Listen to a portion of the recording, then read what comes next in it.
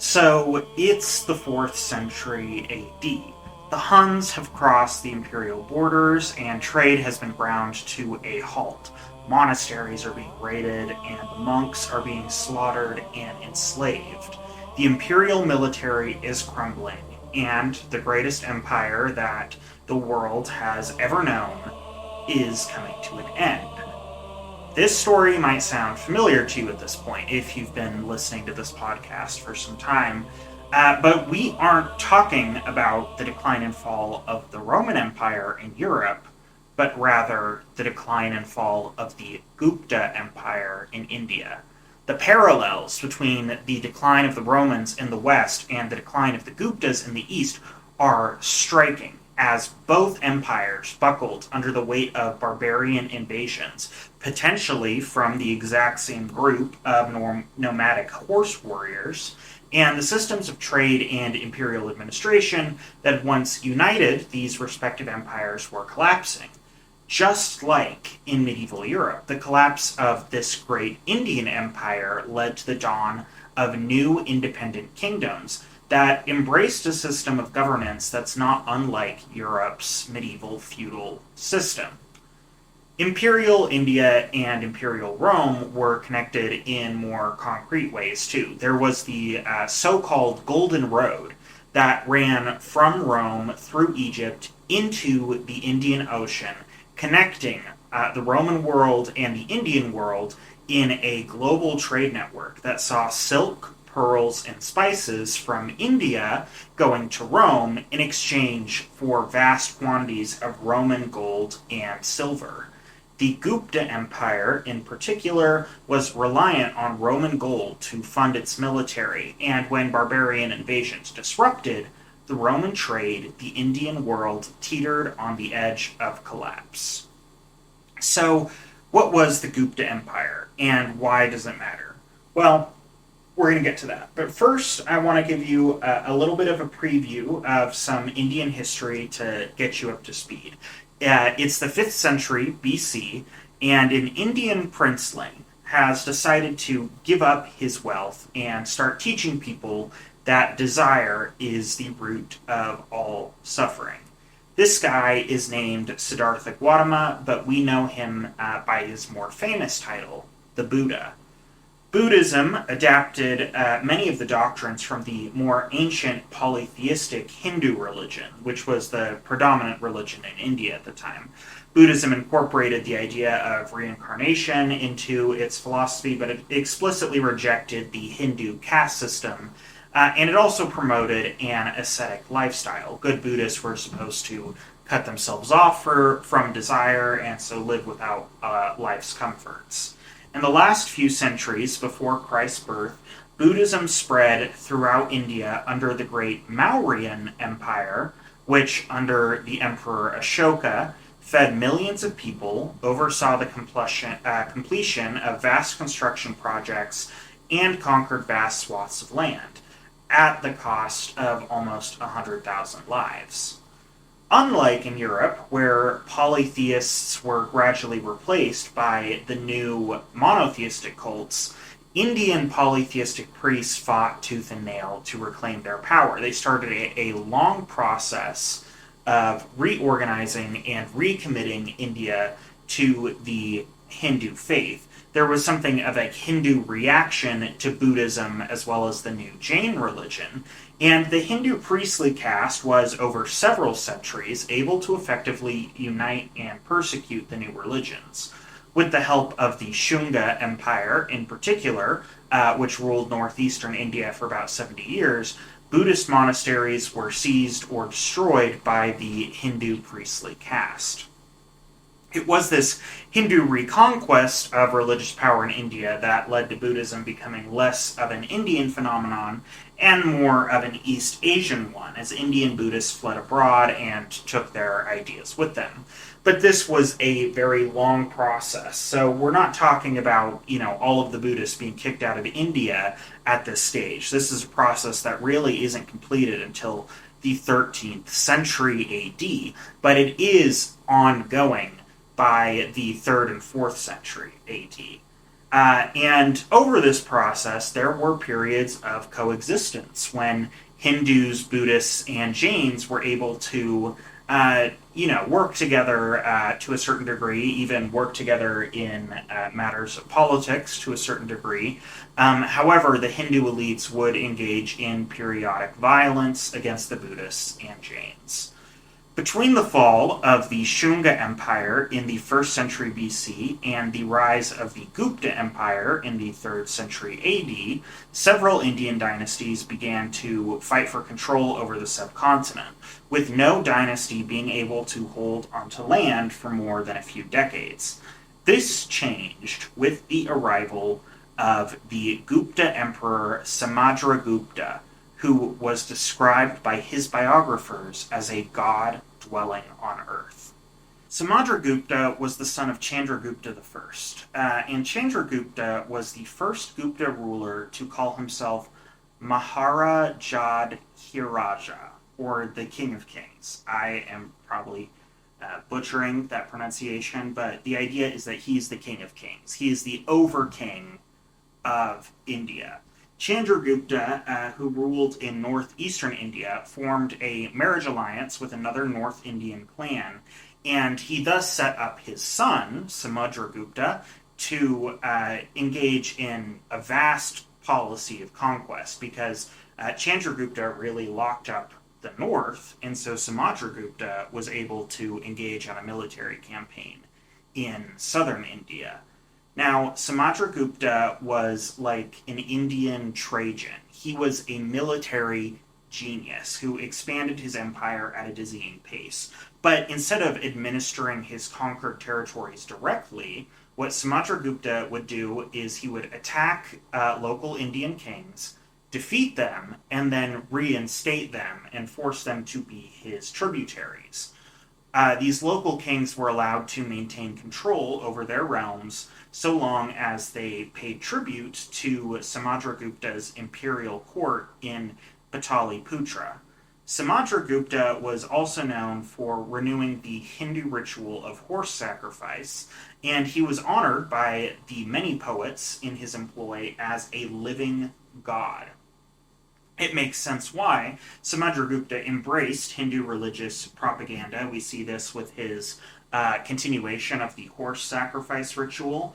And then you combine that with his almost unparalleled record of military victories in southern India. Those two things give him a certain aura. You might start to think that this guy is more than human.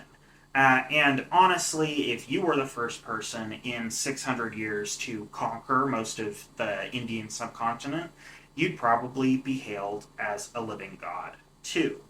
Now, Samudragupta ushered in what some have called India's Golden Age, as under Samudragupta, there was something of an imperial peace that spread throughout the subcontinent.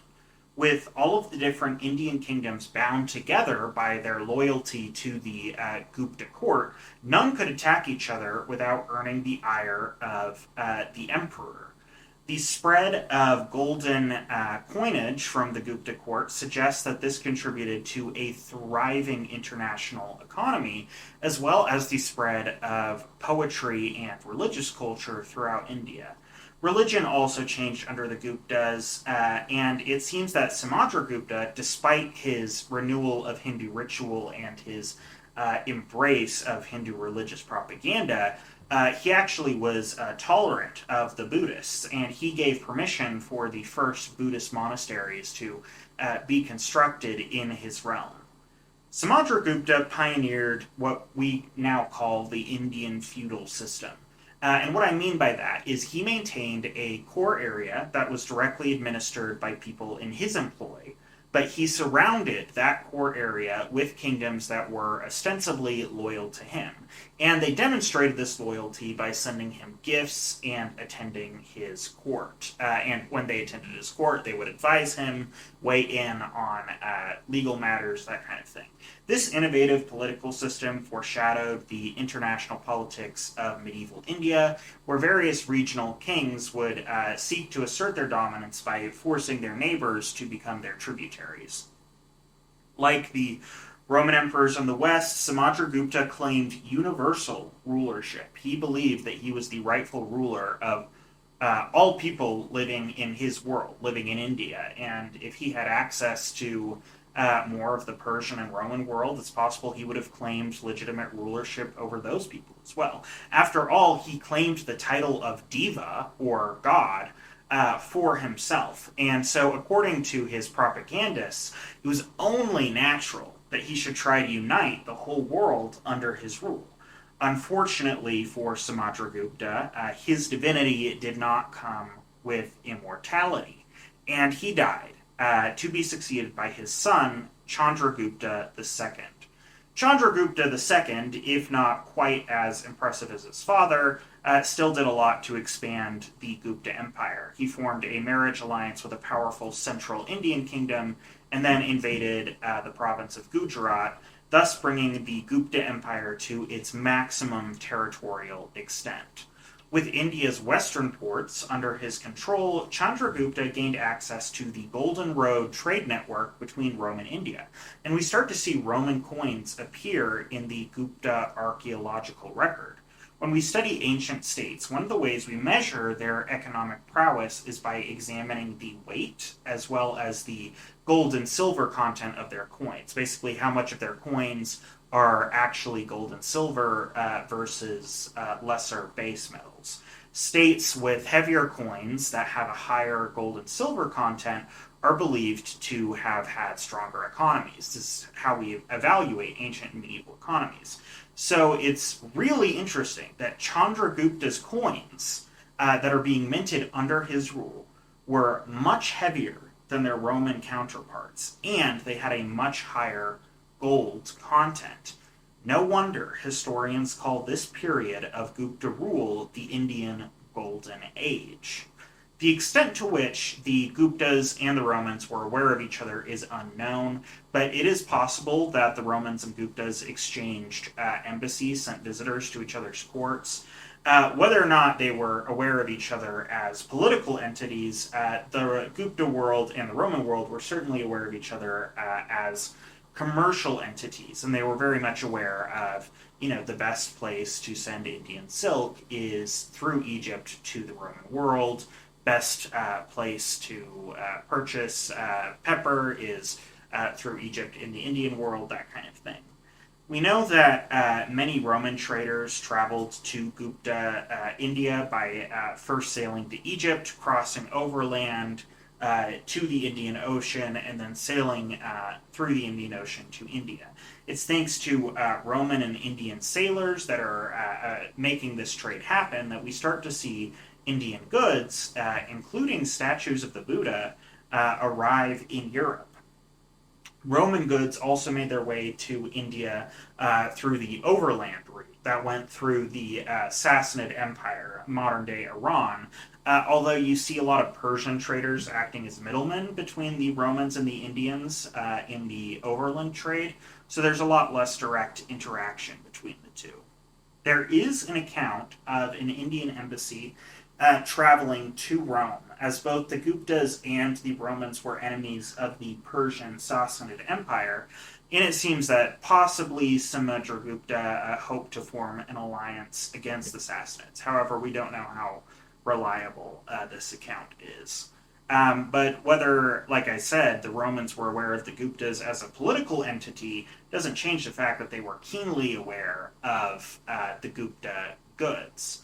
But unfortunately for the Guptas, they were frankly over-reliant on the Roman gold trade. And when that trade was disrupted, the Guptas' power began to decline. Let's take a moment to turn to religious life in the Gupta Empire, which developed in ways that parallel the rise of monasticism in medieval Europe.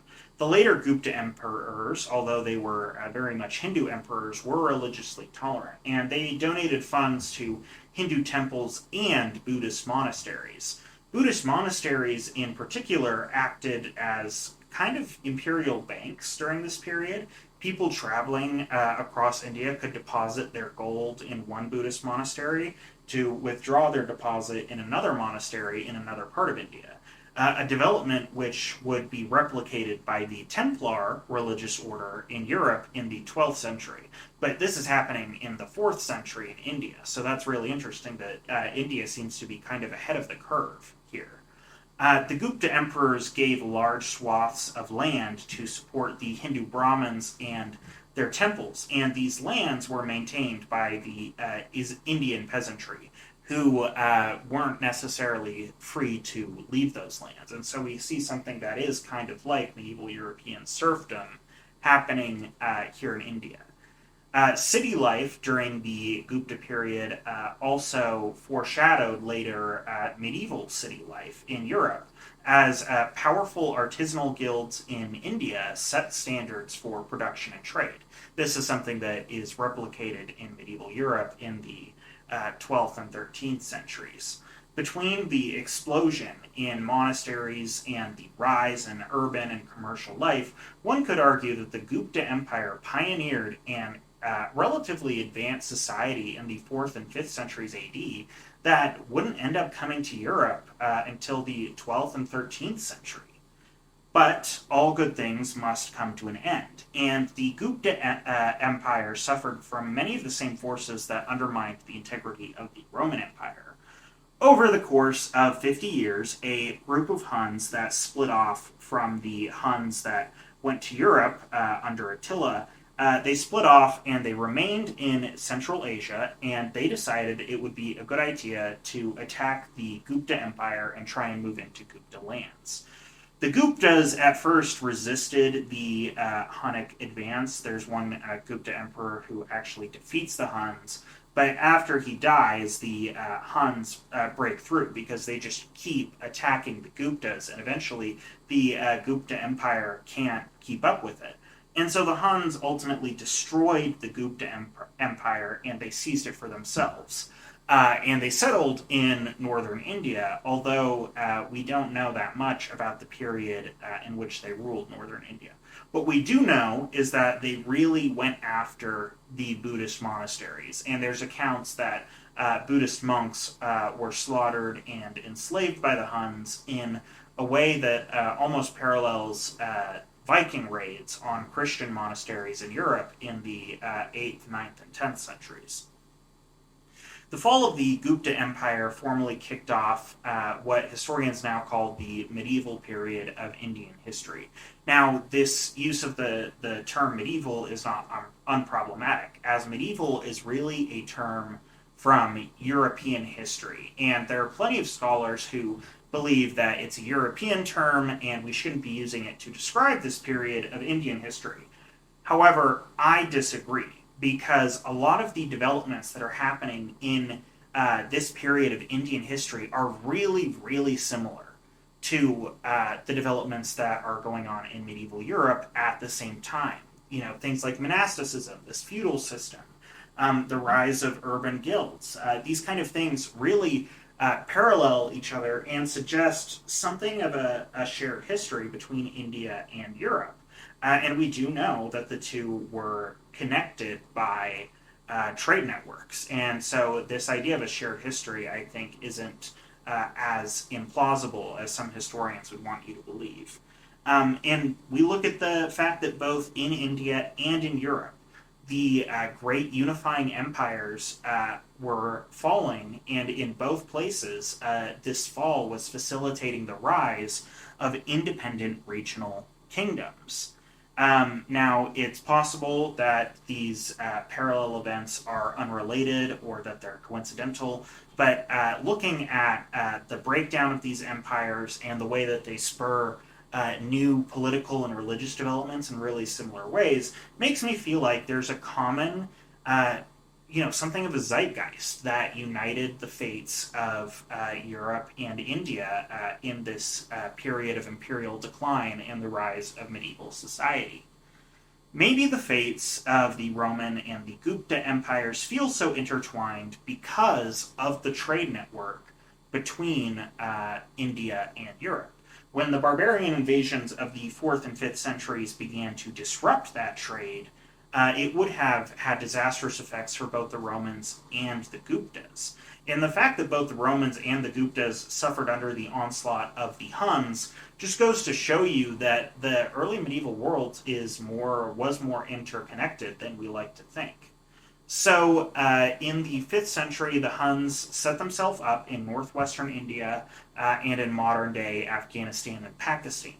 And the Gupta Empire is reduced to a rump state in the northeast of India, and it loses its ability to exert power over the Indian west or south. So now the Huns are the ascendant power in India. And let's talk a little bit about the Huns. These Huns, like the Huns that Attila led on a rampage through Europe, seem to have been descended from the peoples of the ancient Xiongnu Empire in China. The term Hun is derived from the Xiongnu title, which has led some historians to posit that the term Hun is more of a political identifier than an ethnic one. What I mean by this is you can say that someone politically identifies as an American, but their ethnicity might be Hispanic. And so maybe this is referring more to people's nationality than it is to any kind of shared cultural or ethnic background with the European Huns. Unfortunately, we don't really know, and until we can confirm, this is just a theory. So we don't know if these Indian Huns were the same ethnicity as Attila's Huns, but we do know that they at least shared a common political background, and that, like their European cousins, they were adept at warfare on horseback. There's this excellent book by Kenneth Harl called Empires of the Steppes, in which Harl chronicles the 2,000 to 3,000 year period in which Central Asian horse warriors, nomads, were major players in world history. Harl argues that the Central Asian nomadic peoples were so powerful, they were such important agents in world history because of their ability to field vast numbers of trained horse archers. And these horse archers are, at least when it comes to ancient and medieval combat, the equivalent of having an M1 Abrams tank. What I mean by this is that these horse archers were so hard to beat in ancient and medieval combat that people had to keep coming up with new technologies to try and compete with them. And the ancients did this by inventing the chariot, and that's one of the ways that they kept up with these horse archers. Or in the medieval period, the Sassanid Persians and the Byzantines started pioneering the use of heavy armored cavalry to compete with these vast groups of horse archers. So, if you're wondering why Central Asian nomads keep coming into different areas of the ancient and medieval world and mucking things up, it's because they were really hard to stop militarily, and they're going to keep being really hard to stop all the way until the dawn of the Gunpowder Age. I mean, imagine you're a Indian king and you can field 20,000 infantry. You are going to be the top dog of India, but a relatively small confederation of, say, 2,000 Central Asian horse archers could, at any time, come down out of the steppe and destroy your army, even though you have 10 times as many men. This is because being on horseback makes you a lot faster, a lot harder to hit, and it makes you taller, so you have a height advantage at which to strike down at your foes from. Now, if you're on horseback and you're skilled enough that you can shoot a bow while riding your horse, so you don't even have to get close to your enemies to kill them, you are a super fast, almost the equivalent of super fast artillery, like a tank. That's why I use the tank example. The Sassanid Persians are actually one of the few empires who managed to live with the Central Asian horse archers without being destroyed by them. And this is because they were able to bribe one group of Central Asian horse archers to attack another. And so when the Huns are getting powerful and they're threatening Sassanid Persia and India, the Sassanids go to another Central Asian nomadic people, the Turks, and basically pay them to attack the Huns. So the great Central Asian Hunnic Empire collapsed under pressure from the Turks and the Persians, but the Huns maintained rump states in northern India and Pakistan. These Huns supposedly promoted religious tolerance. Actually, the giant Buddha statues of Bamiyan in Pakistan were built under the Huns. They were funded by the Huns. These were the same statues that the Taliban destroyed in 2001, unfortunately. But the Huns, actually, despite their patronage of the Buddhists, they do seem to have converted to Hinduism so that they could use Hindu propaganda to gain political legitimacy, just like the Guptas did. So after the Huns all but destroyed the Gupta Empire, India, which for the preceding centuries had been controlled by these, big hegemonic empires, really fragmented politically. Northern Indian states had more or less forced central and southern Indian kingdoms to pay them tribute, but after the collapse of the Gupta Empire, northern Indian kingdoms were unable to reassert their control over southern and central India.